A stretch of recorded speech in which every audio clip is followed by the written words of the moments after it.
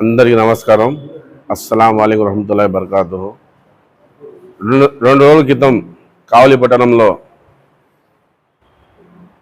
మా ఎమ్మెల్యే మీద మాజీ ఎమ్మెల్యే ప్రతాప్ కుమార్ రెడ్డి గారు మనుషులు పెట్టి దాడి చేయడం అనుకున్నారు. దానికి నేను ఒకటే చెప్తున్నాను, మా ఎమ్మెల్యే మీద, కృష్ణారెడ్డి గారి మీద అల్లా ఒక దైవం, అల్లా ఒక ప్రేమ అని ఆయన మీద ప్రతి ఒక్క ముస్లింలు ప్రతి నమాజ్లో ఆయన కోసం దువా చేస్తున్నారు. మా పెద్దోళ్ళు చెప్పేవాళ్ళు చిన్నప్పుడు, రాజకీయాల్లో తిరిగితే ఏ క్షణంలో ఏం జరుగుతుందో తెలియదు, ఎవరు వచ్చి ఏం చేస్తారో తెలియదు అని చెప్పేవాళ్ళు. అప్పుడెప్పుడో చెప్తున్నా వినేవాళ్ళం. కానీ ఇప్పుడు ప్రతాప్ కుమార్ రెడ్డి మాజీ ఎమ్మెల్యే కళ్ళ ముందు చూపిస్తున్నాడు. ఫ్రస్ట్రేషన్ వచ్చింది ఆయన మనసులో, నేను ఓడిపోయాను, నేను ఏం చేయలేకపోతున్నాను.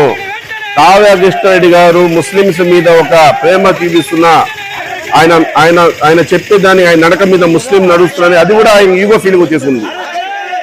ఎందుకంటే కృష్ణారెడ్డి గారు అనౌన్స్ చేశారు చంద్రబాబు నాయుడు గారు ఏమని, 1,00,000 రూపాయలు, 1 కోటి రూపాయలు మహానాడులో ఇచ్చారని చెప్పి. పక్క రోజు ఆయన ఒక అన్నవరంలో కారుకి సీజ్ చేయించేశాడు ఎమ్మెల్యే. అప్పుడు ఎమ్మెల్యే ఎవరు? ప్రతాప్ కుమార్ రెడ్డి. సీఎం జగన్మోహన్ రెడ్డి సీజ్ చేయించేశారు. ఆయన హయాంలోనే మళ్ళీ ఆయన కారు కూడా ఓపెన్ అయింది. దానికి మీరు ఏం పీకలేకపోయారు? అధికారం పార్టీ మాది జరుగుతుంది. మా ఎమ్మెల్యే గారు ఏ రోజు కూడా, ఏ క్షణం కూడా, ఏ రోజు తప్పు చేయలేదు.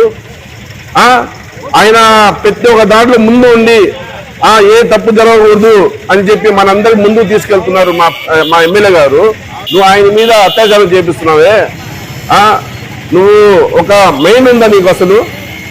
ఎంత పెద్ద మంచి, ఆయన చెప్పిన మాట ఎప్పుడు కూడా మాట దాటాడు, ఆయన చెప్పిందే చేస్తాడు. ఆయన మీద నువ్వు ఏదేదో చేయాలనుకుంటున్నావు, అల్లా నిన్ను క్షమించాడు. అది గుర్తు పెట్టుకో ప్రతాప్ కుమార్ రెడ్డి. నేను ఒకటే చెప్తున్నాను, మా ఎమ్మెల్యేకి ఏ రోజు కూడా ఏం కాదు. ఎందుకంటే ఆయనకి ప్రతి ఒక్క హిందూ అయినా, ముస్లిం అయినా, క్రిస్టియన్ అయినా ప్రతి ఒక్కరు ఆయనకి దువా చేస్తున్నారు, ప్రార్థనలు చేస్తున్నారు. ఎందుకు చేస్తున్నారంటే ఆయన చేస్తున్న అభివృద్ధికి ఏ ఎమ్మెల్యే కూడా ఇప్పుడు దాకా చేయలేదు, చరిత్రలో లేదు. మా ముస్లింస్ చెప్పేవాళ్ళు, ఒక నాయకుడు ఉండేవాడు, ఎవరంటే యానారెడ్డి గారని. ఆయన తర్వాత చరిత్రలో కావాలని నిలబడించిన పేరు ఎవరంటే ఒక కృష్ణారెడ్డి గారు అని చెప్పి నేను హెచ్చరిస్తున్నాను. ఆయన తర్వాత ఏ ఎమ్మెల్యే కూడా ఇప్పుడు చేయలేదు. దానికి నువ్వు కుదుందాలు వచ్చి చచ్చిపోతున్న మనుషుల్లో.